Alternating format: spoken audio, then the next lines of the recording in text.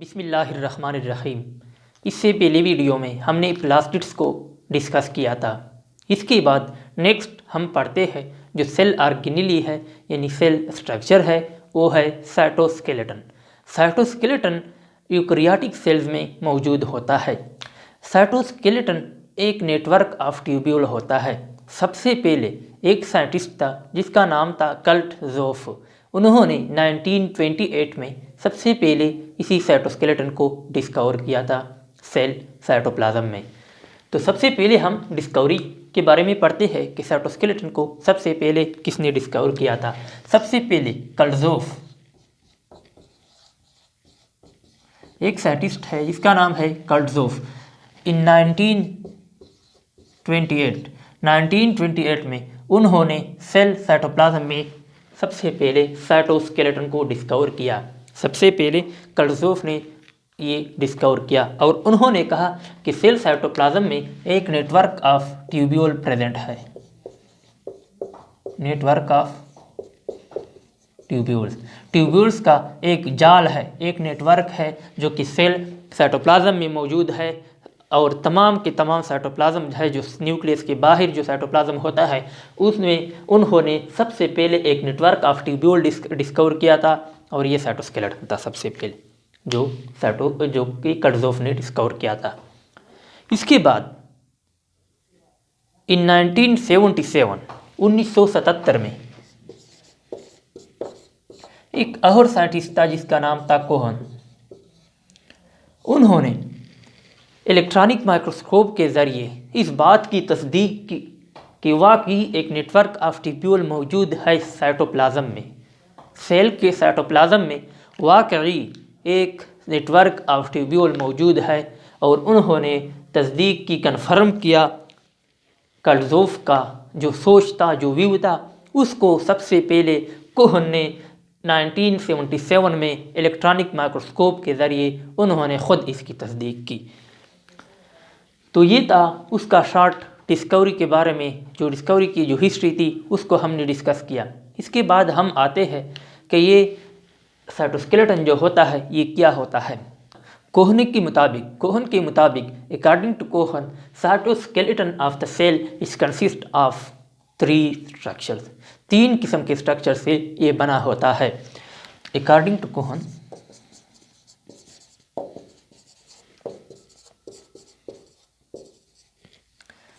cytoskeleton is made up of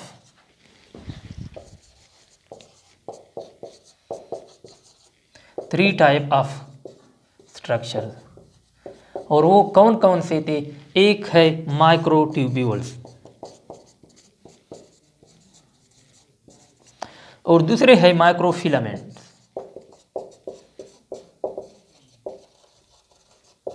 और तीसरा है इंटरमीडिएट फिलामेंट्स। ये 3 किस्म के स्ट्रक्चर्स हैं। फिलामेंट्स है, ट्यूब्यूल्स है, ये बनाता है सेल साइटोस्केलेटन को। और ये साइटोस्केलेटन जो है ये एक फ्रेमवर्क होता है, स्केलेटल फ्रेमवर्क होता है सेल का। सेल साइटोप्लाज्म में मौजूद होता है जो कि सेल को मैकेनिकल सपोर्ट फराहम करता है और सेल के शेप को मेंटेन रखता है, क्योंकि एक स्केलेटन की तौर पर काम करता है। हमारे बॉडी में स्केलेटन का क्या रोल है? सेल बॉडी जो कि बॉडी है हमारा, उसको सपोर्ट करता है, मैकेनिकल सपोर्ट प्रोवाइड करता है, शेप देता है। इसी तरह जो साइटोस्केलेटन होता है सेल का, वो भी इसी को मैकेनिकल सपोर्ट, शेप वगैरह फराहम करता है, उसके शेप मेंटेनेंस में रोल प्ले करता है। आगे हम पढ़ते हैं कि माइक्रोट्यूब्यूल, माइक्रोफिलामेंट और इंटरमीडिएट, इन सब का अलग-अलग क्या क्या रोल है। उनका अपना एक एक मखसूस रोल है और ये सेल साइटोस्केलेटन को बनाता है। और साइटोस्केलेटन जो है उस सेल को एक मखसूस शेप फराहम करता है, एक मखसूस शेप फराहम करता है और इसको सपोर्ट करता है। तो इसके बाद हम पढ़ते हैं माइक्रोट्यूब्यूल्स के बारे में। इसके बाद हम पढ़ते हैं माइक्रोट्यूब्यूल के बारे में, जो कि साइटोस्केलेटन का पहला पार्ट है। ये माइक्रोट्यूब्यूल जो होते हैं ये लॉन्ग होते हैं, लॉन्ग ट्यूबुलर स्ट्रक्चर होते हैं जो कि अंदर से हलो होते हैं। ये अंदर से हलो होते हैं, अनब्रांच होते हैं और ट्यूबुलिन प्रोटीन से बने होते हैं। ये जो है माइक्रो ट्यूब्यूल जो है ये लॉन्ग अनब्रांच्ड, इसमें कोई ब्रांचिंग नहीं होता है, ये लॉन्ग होते हैं। और इसके अलावा ये हलो होते हैं, अंदर से ये कोकले होते हैं। आगे हम इसका स्ट्रक्चर बनाते हैं तो आपको समझ में आ जाएगा कि इस तरह कि ये किस तरह long unbranch hello and tubulin protein से बने होते हैं। ये ट्यूबुलिन प्रोटीन स्ट्रक्चर्स है। ये जो है माइक्रोट्यूब्यूल जो है ये लॉन्ग होते हैं, अनब्रांच होते हैं, मतलब इसका कोई ब्रांचिंग नहीं होता है। इसके अलावा इसका जो अंदर होता है, अंदर जो होता है वो कोकला होता है, वो अंदर से कोकले होते हैं, अंदर से हलो होते हैं। और उसके अलावा ये ट्यूबुलिन प्रोटीन से बने होते हैं। ये माइक्रोट्यूब्यूल जो होते हैं ये फ्रीली साइटोप्लाज्म में मौजूद होते हैं, present in the cytoplasm, found freely in the cytoplasm. इसके अलावा और ये मौजूद होते हैं, कुछ पार्ट्स बनाते हैं सीलिया के, सेंट्रियोल वगैरह के, उनके भी कुछ पार्ट्स बनाते हैं। Are form some parts of the centrioles, cilia, flagella etc. इसके भी कुछ पार्ट्स ये बना लेते हैं। इसमें ये माइक्रोट्यूब्यूल्स पाए जाते हैं। ये माइक्रोट्यूब्यूल्स या तो फ्रीली साइटोप्लाज्म में मौजूद होते हैं, और इसका पहले भी हमने बताया कि ये सेल को सपोर्ट फराहम करता है, मैकेनिकल सपोर्ट फराहम करता है, इसका शेप को मेंटेन रखता है, तो यही रोल इसका भी है। लेकिन इसके अलावा ये जो सील सेंट्रियोल होते हैं इसमें भी ये प्रेजेंट होते हैं, कुछ पार्ट्स को बना लेते हैं। जो सीलिया होते हैं, फ्लैजेला होते हैं, इसमें भी इस तरह ये माइक्रोट्यूब्यूल मौजूद होते हैं। इसके बाद अगर फंक्शन की बात की जाए कि माइक्रोट्यूब्यूल का फंक्शन क्या है, साइटोस्केलेटन का जनरल फंक्शन तो है, लेकिन इसका मखसूस फंक्शन क्या है, तो ये कंट्रीब्यूट करता है। सबसे पहले अगर फंक्शन की बात की जाए तो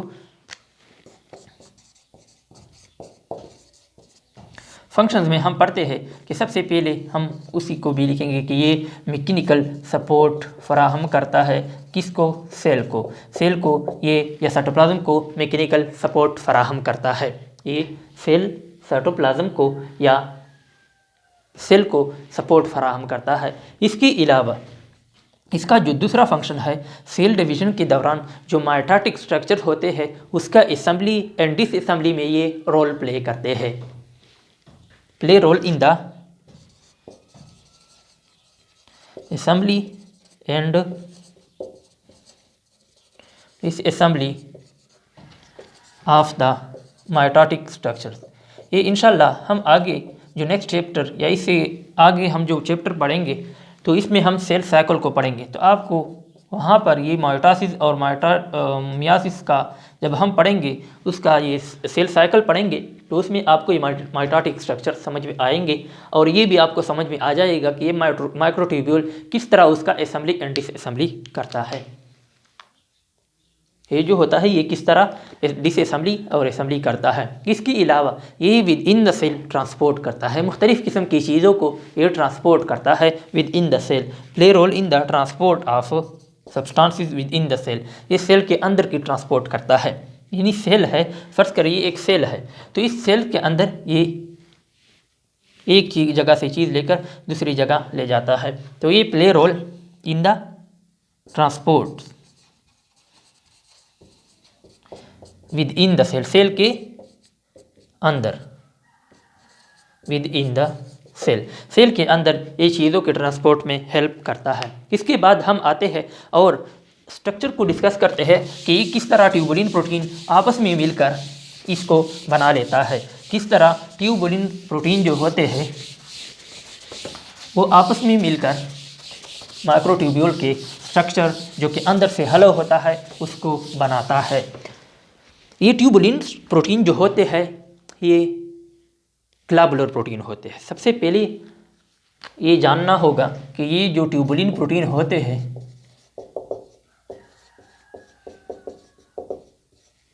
ये क्या होते हैं? ये ग्लोबुलर प्रोटीन होते हैं। हम उसके स्ट्रक्चर को एक्सप्लेन कर रहे हैं, किसके? माइक्रोट्यूब्यूल के। माइक्रोट्यूब्यूल का स्ट्रक्चर हम एक्सप्लेन कर रहा है। ये ग्लोबुलर प्रोटीन है। माइक्रोट्यूबुलिन प्रोटीन जो है ये ग्लोबुलर प्रोटीन है, और ये बहुत सारे ट्यूबुलिन प्रोटीन इसी तरह आपस में मिलकर अरेंज हो जाते हैं। फर्ज करें ये एक ग्लोबुलर प्रोटीन, दूसरा, तीसरा, चौथा, पांचवा, छठा, सातवां, आठवां, नौवां, 10वां, इस तरह का एक ट्यूब्यूल बन गया, एक फिलामेंट की शक्ल बन गया। तो इस तरह बहुत सारे, हमने फर्ज करें 10 लिए, बहुत सारे आपस में मिल जाते हैं, और इस तरह के ग्लोबुलर प्रोटीन जब आपस में मिल जाते हैं तो एक फिलामेंट स्ट्रक्चर बन जाता है, जिसको हम नाम देते हैं प्रोटोफिलामेंट।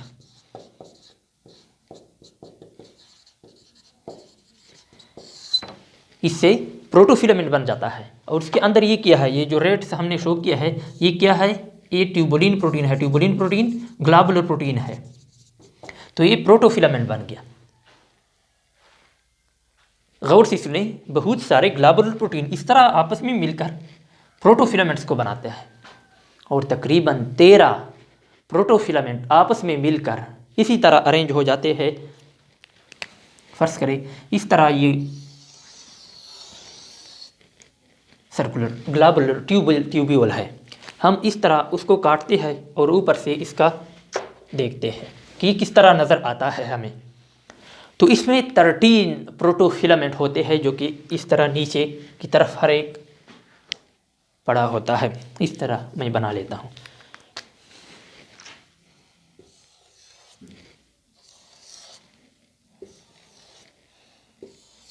फोर 1 2 3 4, तो इससे शुरू करते हैं। 1 2 3, ये 2, ये 3, ये 4, ये 5, ये 6, ये 7, ये 8, ये 9, ये 10, ये 11, ये 12, ये 13। तो इसी तरह 13 प्रोटोफिलामेंट आपस में मिलकर इस तरह अरेंज होकर अंदर से हलो होता है, और इसके किनारों पर, पेरिफेरल साइड पर इस तरह ये अरेंज हो जाते हैं। तकरीबन 13 प्रोटोफिलामेंट आपस में मिलकर एक माइक्रोट्यूब्यूल को बना लेता है। 13 प्रोटोफिलामेंट आपस में मिलकर इस तरह का एक प्रोटोफिलामेंट बना लेता है। हर एक इस तरह नीचे की तरफ इसमें आगे चला होता है। फर्ज करें ये इस तरह आया होता है, ये वाला भी इस तरह, ये वाला इस तरह, तो ये सारे इस तरह पूरा एक हलो स्ट्रक्चर बनाता है, जो कि अंदर से खोखला होता है, और एक ट्यूबुलर स्ट्रक्चर बनाता है जिसे माइक्रोट्यूब्यूल कहते हैं। किससे बना होता है? प्रोटोफिलामेंट। प्रोटोफिलामेंट किससे बने होते हैं? ट्यूबुलिन प्रोटीन से। ट्यूबुलिन प्रोटीन कौन सी प्रोटीन है? फाइब्रस या ग्लोबुलर?